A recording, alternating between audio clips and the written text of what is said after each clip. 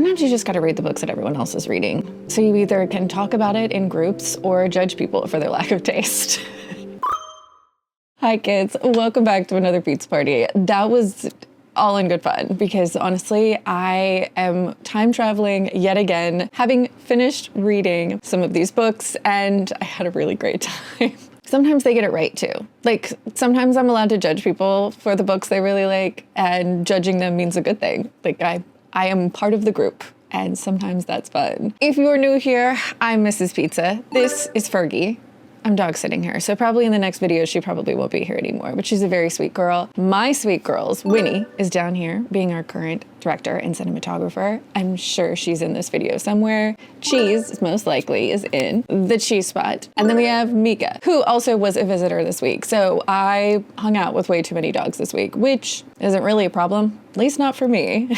We were going to start this book up by picking up two new release books that I was incredibly excited to get to. The first one being the one that I literally was talking about with someone, and someone walked by the window in front of where we were standing holding this book in their hands. It is absolutely everywhere. I think I mentioned in the first clip that there were 700 and some odd people waiting for this book at my library by the time I got it. The most recent time I looked to see how many people were waiting for this book, it was over 1,300. It is uber popular. It's absolutely everywhere. Yesteryear. We're going to be picking that up, as well as a new cozy fantasy that I was interested in trying. And let's get to it. Let's read some books. It is extremely overcast, which is kind of nice because I feel like you can actually see me right now. Or maybe you can't. I don't know. Am I invisible? The f am I talking about? Okay, why are we here? Because I am almost 100 pages into Yesteryear. I got incredibly lucky. When I heard about this book, I immediately put it on my holds list for the library, and I was one of the first people to get a copy from the library. I just looked, there are over 750 people waiting for this book currently. Sometimes you time things right. This is a satire, which I heard has a little bit of a horror leaning to it. This is the story of a woman named Natalie, and she is a trad wife influencer. And in the opening of this book, you get her commentary as she wakes up on another glorious day in her household with her 5 kids. Number 6 is on the way. She's heavily pregnant. She's married. She lives on a farm. She's got 2 nannies and a live-in social media producer / helper, I guess. What does she refer to her as? Producer. She refers to Shannon as a producer. And you are in Natalie's head. And Natalie sucks. She is entitled. She's very privileged. She's very condescending of people that have differing views from her. Why would anyone want to live a different life than Natalie's living? And in her eyes, she deserves absolutely everything that she has gotten so far. Anyone that feels any different about that is just jealous. So she sucks. She absolutely sucks, but you're stuck inside her head. Pretty quickly, what happens is Natalie gets sucked back through time and ends up in the exact same place in the 1800s. And so she now, I think it's the 1800s, like 1850 something. She is now out in the middle of nowhere in a farmhouse having to be an actual traditional wife. And we are currently at this point in the book flashing back and forth. So we're flashing back to like her time in college when she's meeting her husband, how she didn't fit in with her peers in college, cultivating this life that she shows to everyone on social media, while also flashing forward, or I guess backwards, to her being in this farmhouse situation. And she doesn't know how she got here and having to adjust. So far, I'm having a lot of fun. I hope this gets bonkers. There is something slightly brutal that happens to her almost immediately when she gets flashed back in time. The time she is headed to is a brutal time to be alive. And there are several references to Yesteryear by her mother in this like very romantic, idealized way of making your own bread and milking your own cows, and yesteryear when people had these specific roles in family. But it's all romanticized. Before a lot of the modern and convenient inventions that we use everyday life was just harder. And there is a lot of things that you were picking up from Natalie and the people closest to her. Everyone sucks. Like everybody just sucks. But Natalie has cultivated this very trad wife farmhouse, beautiful beige tones, neutral tones. Everything's beige and olive green, and just her aesthetic. I wouldn't say she's dumb, but you're not gonna like her. At least you don't like her so far. I hope she goes through some crazy nonsense. But I'm enjoying it so far, and I think it's going to be a pretty quick read. It did not take me long to get through almost 100 pages. We are also at, let me look before I lie to you. We are almost at the halfway point of Thistlemarsh, and this is a cozy type fantasy where we are following a young woman named Mouse. She is a nurse. She is living in England just after World War I, and she, through family relations, has inherited an estate. But the underlying alternate history in this world is that fairies, the fae people in all of their multitudes, so fairies and brownies and sprites and all these things used to exist, but no one has seen them in 100 years. About 100 years prior, there was another war. I believe it was the French Revolution, but history is not my strong point. But I think it was during the French Revolution that all of the fae disappeared, and no one has seen a fae for 100 years. When Mouse comes to this estate, she's quickly told by the lawyer in charge of the estate that she is supposed to inherit, even though she wasn't the initial choice. But there was two people ahead of her, the son of the person that passed away, who was also passed away, and Mouse's brother, who is a war veteran and was very severely injured in the war. He is now in hospital and probably will never leave the care of a hospital. So Mouse was third in line, so she has now inherited this great estate that actually used to be tied a lot to fairy lore. The first owners of this house, some distant relative of Mouse, was a friend with the great fairy king, and then there was some sort of falling out, and so there was a lot of fairy lore and mystery around the estate that Mouse has inherited. But again, no one's seen any of the fairy kind for 100 years. There are some stipulations if Mouse wants to inherit this house. She has two options. She can fix the house up. She has a month to do so, to get this house that is completely run down back into pristine order, or two, she can get married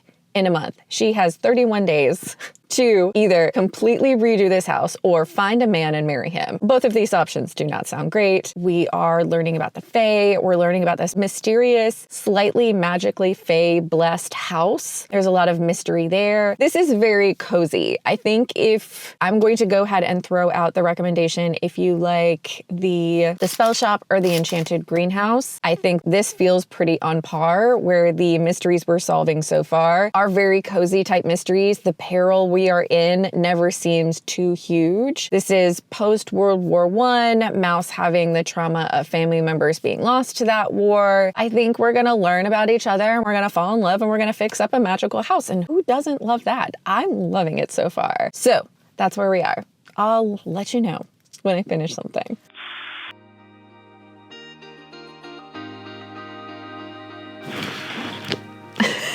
They can't see you. We're here because I finished this book. It is incredibly early right now, so please excuse if my personality is quite muted. We've only had one cup of coffee, and it is very rainy and gray outside today. So I read this so incredibly fast. I did not want to put this down. I'm going to go ahead and compliment this author to have a main character that is so unlikable, yet I truly liked following her. That is the only point of view you get in this story. You're only following her in these two separate timelines. We start off with her when she heads off to college. We go through meeting our husband, having our first child, buying our house, all of the things that turn her into the influencer that she is at the very beginning. And then we also have this time jump aspect where we are in this setting where we are in a traditional trad wife back to the 1800s situation. Oh, Winnie found a toy.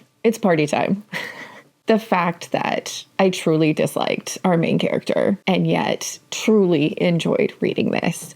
I really liked the twist/reveal that happens at the end of this book. And I think it was cathartic enough after going through such a large amount of time with this insufferable character without giving spoilers. Our character is who our character is. I really enjoyed this. To get through, how many pages is this? To get through almost 400 pages as fast as I did, not wanting to put this down, just wanting to figure out what the absolute is happening here? And really enjoying this ride. I talked about it with a friend because they were apprehensive about picking this up. And I think I was too. I've read several books where we are in the mind / point of view of someone that is absolutely insufferable. The most popular example I can give is Yellowface. And I did not enjoy the reading experience of Yellowface, where we have this really awful person and we're stuck in their head and their point of view the entire time. And I thought maybe I just didn't like those type of books.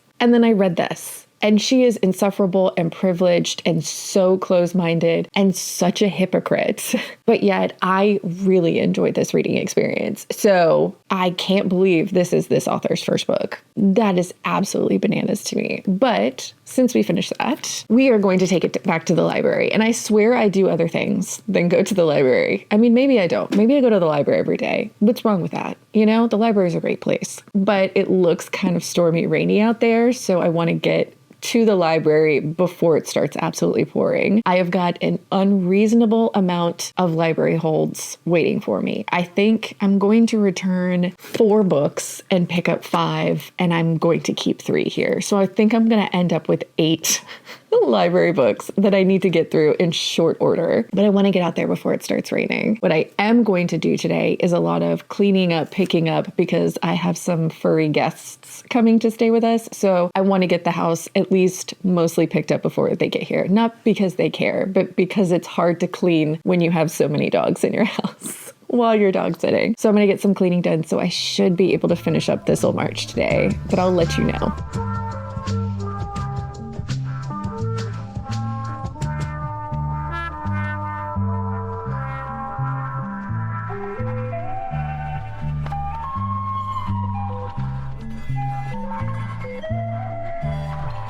All right, we finished a book.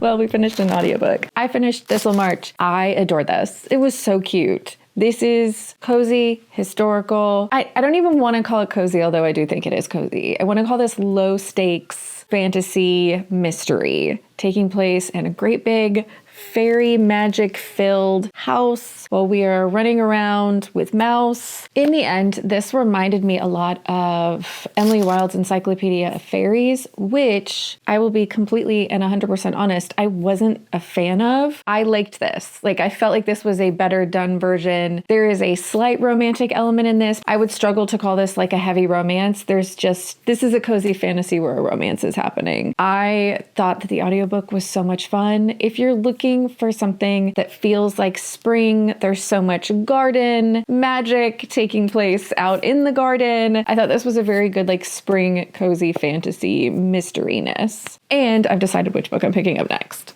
We are going to read For Human Use. And all I know about this is that this is a world where a Tinder-like app is created that will bring a dead body to your door. Like I hate to say a dating app for necrophiliacs, but I think it says For Human Use is a twisted tale of modern love melding rom-com and horror into a wildly original debut novel. You'll never look at dating apps the same way again. Like, who wouldn't want to read that? I am halfway through For Human Use, and I'm trying to figure out what we're talking about. I think this is definitely about the chronically online, but also all of these people making money off of things that are nefarious, I think. Like, I feel like I'm picking up the metaphors. What are we talking about? We have Tom, who works for this venture capital company, and he is brought on when his boss is going to start funding this company called Live, which is similar to like a dating app. You swipe and they send you a dead body, and you just have a dead body. Why do you need a dead body? But I think that's why we're using that as a metaphor. Like, what the hell? Why are you sending dead bodies to people? One of the other points of view we're getting is Auden, and he is the creator of this absolutely insane pseudo dating app. He is so good at talking in circles and gaslighting people. And he does it. He's a fantastic salesman. He knows how to talk in a way that people can't defend themselves or feel like they're getting so wrapped up in what's happening. He's just very good at reading people as well and can pretty quickly talk people around in a circle without really saying anything. Similar to a lot of people that run a lot of like wellness/tech companies. They say a lot of nothing, but they sound really smart while they're doing it. And then we have Mara, who is Auden's stepsister, but their parents are no longer married, and I believe at least his dad is dead. So they're not technically step siblings anymore, but Auden has this like strange romantic attraction to Mara, and they end up dating. Mara is stuck in Auden's orbit because of the type of person he is and because financially she needs his help. So we have Tom, who is not on board with this dead body thing. We have Auden, who is very on board because this is all his idea. And then we have Mara, who is just kind of stuck in the gravitational pull that is Auden. Even though we're talking about dead bodies, that is such a small, you could almost slip anything else into that role. And I think that's where the metaphor is supposed to be, but I can't really figure out what it is we're talking about. Is it social media? Is it dating app? Like, what are we talking about? Something that the more money it makes, the more people are doing mental gymnastics and excusing things. It catches on. Of course, this isn't for children. Well, I mean, you should just let children use this. Why are you hindering them? Of course, this isn't about necrophilia. Why are you judging people for wanting to have sex with dead bodies? Like, what is going on? I'm so confused about what we're talking about. I don't know what this book is talking about. But I like want to know what this book is talking about, so I keep reading. I feel like it's me. I feel like I'm a dumb dummy because I can't put my finger on, are we talking about dating apps? Because it's talking, and all of these people just making money off of it and not caring how nefarious things are as long as they get to do their job and make the money. It doesn't matter how awful the thing is if we all can make money off of it and talk around in circles about how it's actually good for humanity to hang out with a corpse all day. I don't know how I feel. Of all the ones that I thought would be needy, it wasn't you, Mika. Hopefully all the dogs have lost interest in me. I am sitting on the floor, so I'm fair game. I'm here to let you know that I am DNFing this book. I figured out what it's about. It's about financial morality in these large corporations that do venture capitalism and how making money is so important to them. This doesn't feel like a horror or a rom-com at the 50% mark, aside from the part that there's dead bodies. But again, like, you could replace the dead bodies with anything nefarious. I'm just not having fun. And I don't care about venture capitalism and its moral implications. I mean, I probably should, but I don't want to read about it. So we're DNFing this book. But we are going to pick up another book. I have picked up audiobook, which is Greedy, which I saw on the Service 95. It's the book of the month for Dua Lipa's book club, which she always does really cool interviews with the authors. I don't know how Dua Lipa became the book influencer, but she's doing a pretty good job. And one of the girls at work had been talking about a book. She's a reader too. She had a book that a client had given to her, and she was like, I'm going to give it to you as soon as I'm done. I want to know your thoughts on this. And I don't know her thoughts on it. Like, she's withholding her thoughts and feelings until I have my own thoughts and feelings. And that is Into the Blue. This is a Reese's book club pick, and I haven't always had the best luck with Reese's book club picks, but I'm willing to give it a go. This is also, it says a love story, which does not bode well for the people involved. A romance means we end up happily ever after. A love story means it's gonna hurt and probably someone's gonna die in the end.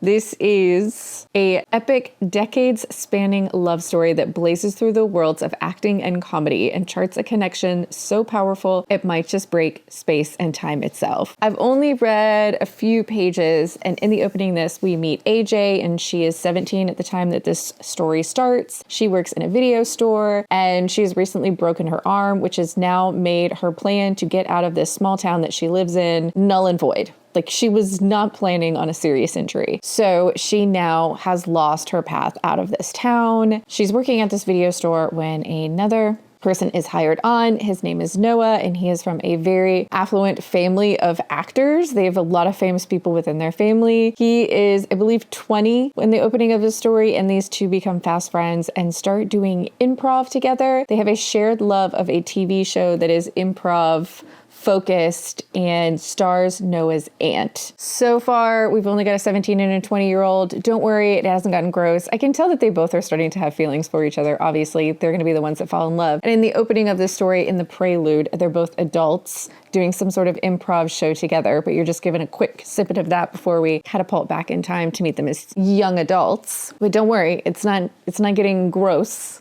when she's 17. He actually makes a point of asking her how old she is and then very much backing up when he finds out that she's not 18 yet. This book itself is beautiful colors. We're gonna see if I like it. I'm also, I think, only 10% of the way into Greedy. So far, we have met Ed, and he is British but lives in Tokyo. He is married to a Japanese woman, and they have a 2-year-old daughter together. Ed lost his job Hello? Ed lost his job sometime prior and has kind of devolved into gambling instead of finding himself a new job. He is in a tough place because he has run afoul of the Yakuza, and so in the opening of this book, he's having his butt beat, getting kicked hard by a Yakuza member. And so he has got a very short period of time in order to make money to pay back these mobsters. He finds a job inquiry in the newspaper asking for a private chef for a very wealthy person. He decides to fib and fudge his credentials in order to get an interview, because even if he only works this 3-day trial period, he'll make enough money to get some of these mobsters off his back. But there's a lot of secrecy, use your discretion, sign this NDA kind of stuff happening at this house. The owner of this home that he will be the private chef for is a former socialite who got very, very wealthy after the passing of her husband. She is very much a recluse, and she's really into food, and she's already done something a little bit creepy. She also has a little fluffy dog, which always makes me happy. But this said it was for fans of Parasite and The Menu, and so I was intrigued with a thriller that's got a lot of culinary nonsense happening. That's where we are right now. Those are the books we are going to read.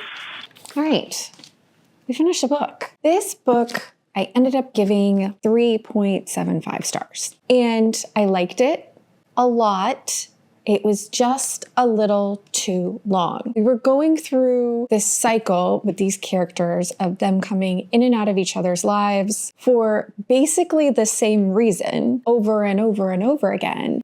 We just went through the cycle too many times, in my opinion. I was getting a little frustrated with these full-blown adults by the end of this who were still stuck in the same cycle. Now, the reasons they are stuck in this cycle make sense. I liked this story. I cried, but let's be honest, I'm a crier. I just think this was a touch too long. Just a tiny bit. Because this is 436 pages. That is a lot of time to spend in one relationship doing the same thing. But I liked it. It was just too long. I liked it, but it was just too long. This could have been done shorter. Like, this could have been done in a less amount of pages. And just so you know, the person who gave it to me to read also felt the very same. That it was just a touch too long. Anyways, we have got, hold on, let me go get it. 1 hour and 20 minutes left on Greedy. Up until this point, I was like, I think I know where this is going. I have an idea that I know where this is going. I'm pretty sure. And we just in the chapter before this one, the hint was dropped so hard that if that's not what we're doing, I'm going to be really surprised. Ed is just actively not picking up the breadcrumbs because he doesn't want to. He doesn't really want to know. But in his defense as well, what is happening would be something that you would talk yourself out of. They're not doing that. That's insane. Right? I've got some things to do around the house. I've already got my headphones in. I'm ready to party. I'm ready to finish Greedy. Parkour! Parkour!